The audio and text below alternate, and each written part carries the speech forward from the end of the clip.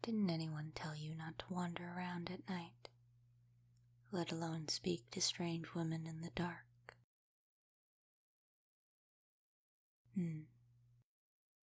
You seem lost, little one, and confused.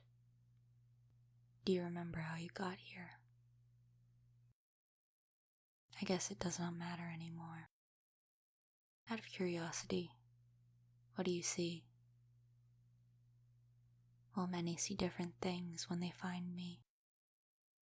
Some see a river, some see a forest, some a cave. Ah, that is interesting. It's nothing to be scared of. It only means you are further along than most. Nearly there, then.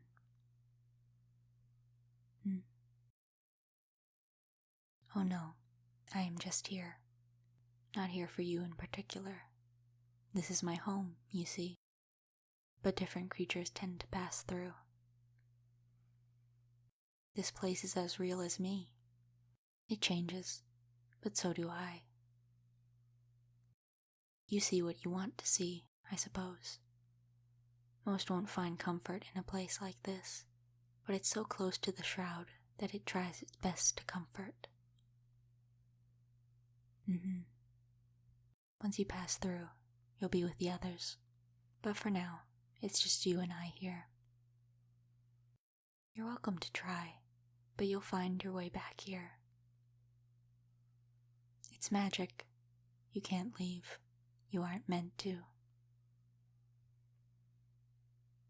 I'm sure people will worry, but that isn't enough to sway the fates, I'm afraid. They're sticklers about this sort of thing. The fates. No, not three ladies knitting, though I don't think that depiction offends them. They are complex. They are beyond even my understanding. They are one and all, singular and many, forgiving and ruthless, gentle and sharp. They speak, and sometimes I can't decipher a single word. Intentional or not, they are far removed from you and I. And now they have brought you here. I suppose.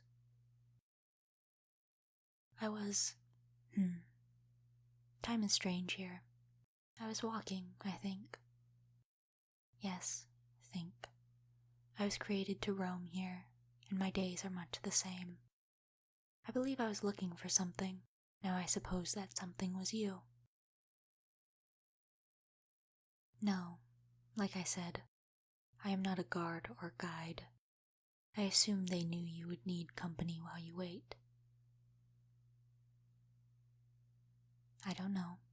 You could be here for a while. It could be days or minutes. Only they know. You are human. There are many things you won't understand. Yes, I am not. I believe your myths refer to me as many different names. The last human I spoke to called me a lampades. We spoke about the myth, and I took the time to correct some things, but I don't think it was that far off. My kind are all different, much like yours. Some prefer to torment those that pass through here. Others help.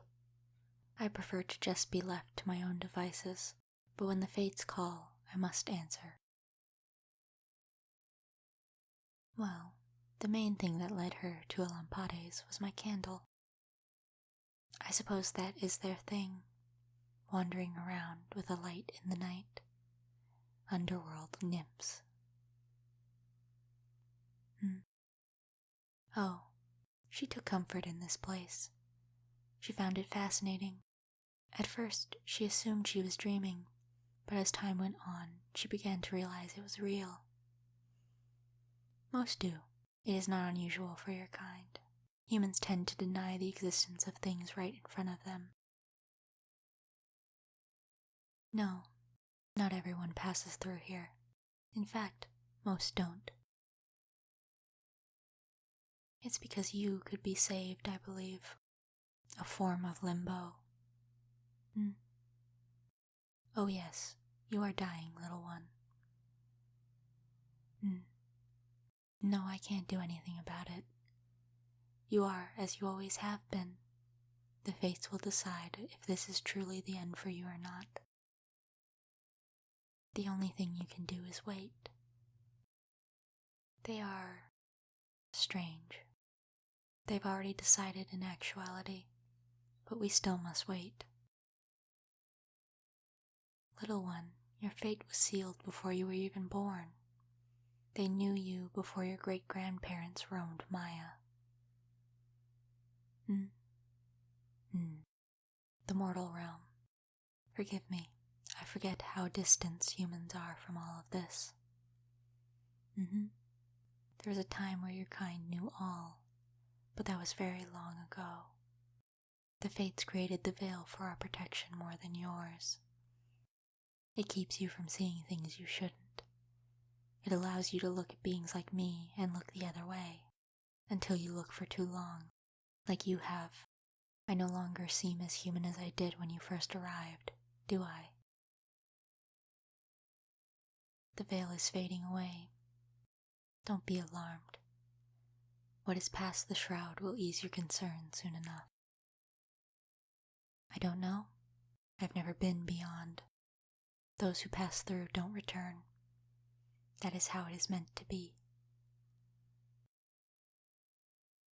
All things must end, little one. Dust to dust, ashes to ashes, and all that. Time marches on, and we are not meant to stay forever. It is better that way. I believe the immortals would disagree with you, and even they will not stand the test of time in the end. Death is very patient. He does not have to chase. Oh no, I have met death, but when I did, we called him life. But now he resides on the other side, so his name has changed with him. They are one and the same, life and death, never one without the other. No, he is not gone forever, just gone for now. I suppose he and the others are the only exception to the rule. But the fates told them to pass through, and so they did. Again, not much different. I don't know. If you can't tell me how you ended up here, I will never know. You'll remember once you pass through, though, so there's that. I know that because I was told. I know that beyond the shroud lies peace. No, little one. You will be safe there, just like the rest, free from all that harmed you. Many things hurt, physically, emotionally. I suppose this stop is part of your process. When you pass through, you'll find yourself alone, a safe place to grieve, scream, feel one final time before someone guides you to peace. Well, peace is rather scary, isn't it? Almost a numb sort of feeling. Not quite happy, but content for eternity.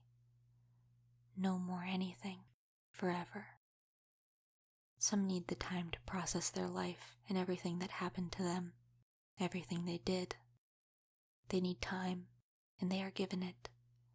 Some need more time and space than that, and they end up here. Yes, some of my kind terrorize. It is the closest to punishment that the fates get with death. Well, can they really blame you for the way they wrote you? Exactly. If what I say is true, and they decided your life long ago, what point would eternal suffering achieve? Their own enjoyment? Watching those who did wrong be beaten? Perhaps. However, you view this from a human standpoint. You believe some of your kind do deserve it. I don't. I don't wish ill on any of my kind because I know they follow the fates just as I do. But perhaps I would feel differently if that will caused them to wrong me. You are allowed to feel however you wish to. Patience. Every minute past is another you are close to being rid of this place. Is it cold? I can't help with that, but I am curious. Some shake when they stay here for too long. Others never notice the temperature. I know no different, so I am content. Yes, technically there is still time for you. Who's to say?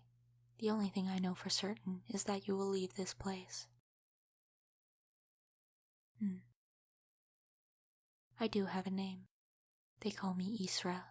What is yours? Well met. I've told you, I truly cannot help you, even if I wanted to. I can only keep speaking to you. I find this place pleasant. Here, look. A small flower. It grows all around, and it glows different colors depending on where. It comes from F4A, the magical heart of Maya. It's one of the few effects your realm has on this one. I've never seen a moonflower, but I'll take your word for it. I believe F4A calls them phalas. In this little cluster of mushrooms, oh, don't touch. They startle easily. You'll chase them away. They are from the realm of Lenore. There are many other realms outside your own. This realm is easily molded, influenced by the others it brushes against. All must flow through the shroud. This realm is called Maor, a fact many have found amusing, considering its dark and dreary appearance, but I think it is aptly named. Well, I think this realm gives plenty of clarity to ones like yourself. It is doing its best to prepare you for what is next. Your chapter is coming to an end, yes, but the story marches on. You are one voice in the crowd, but not as insignificant to not have an impact. My chapter will close one day as well. Just because most people haven't encountered me doesn't mean my life was wasted or meaningless. Here we are. Both our lives are different now that we've found each other, even in this brief moment. It is truly the simple things that people overlook. The little ways you have made an impact on the lives of others. Even the moments you've forgotten, they may live on in someone else. I've told you, I've met many here. I don't always speak to them, and they don't always wish to talk either. But I watch them. I remember things they've long forgotten after passing. There was a man I spoke to. He sat and watched me collect some fruit. He spoke of his life, of his wife and his 2 boys and his grandkids. He was proud of all the things he had accomplished. He didn't live a very lavish existence, but like many, he was content nonetheless. I remember the hesitant steps he first took when he appeared. I imagine his regained mobility was part of the reason he never quite believed this wasn't a dream. The skin around his eyes crinkled when he found something amusing. He kept patting his fingers together, not quite clapping, but like he was testing if he could still feel them. There is nothing about him that should stick out above the rest, but I find my kind is more suited for memory retention than yours. I suppose it is fair to think that my role in life is somber, but important. Someone must do it. I feel fulfilled, and that is truly all I need. If you are tired, you should rest. I will watch over you. Or you can watch while I gather some phalas. Or I could hum to you for a bit. All right.